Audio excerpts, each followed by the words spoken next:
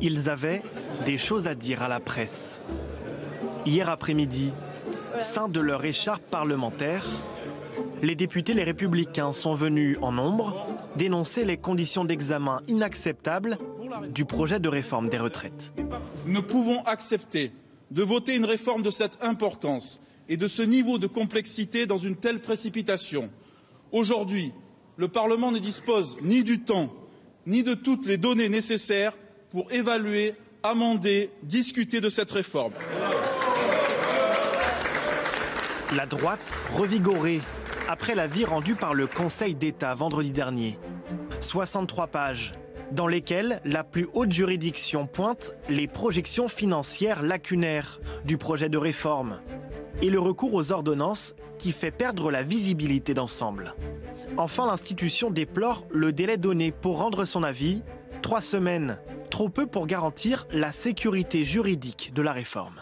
La parole est à monsieur Fabrice Brun. Voilà des munitions pour nourrir le tir de barrage des députés LR dans l'hémicycle.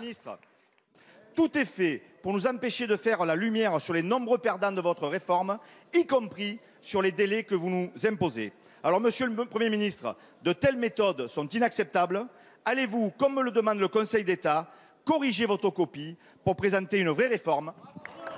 La parole est à monsieur Laurent Pietraszewski. Vous le savez bien, ces ordonnances, ces 29 ordonnances que vous évoquez, une bonne partie laisse de la place aux concertations sectorielles, car l'objectif est d'écrire l'ensemble des transitions et de le faire avec ceux qui sont concernés. C'est bien parce que nous aurons le temps d'écrire ces transitions que ces ordonnances ont du sens. La droite a repris des couleurs depuis l'annonce de la création d'une conférence de financement proposée par Laurent Berger. Pour le gouvernement, c'est une façon de sortir du conflit. Pour les Républicains, c'est l'opportunité d'afficher leurs divergences, alors même que le parti prévoyait une réforme des retraites dans son programme de 2017.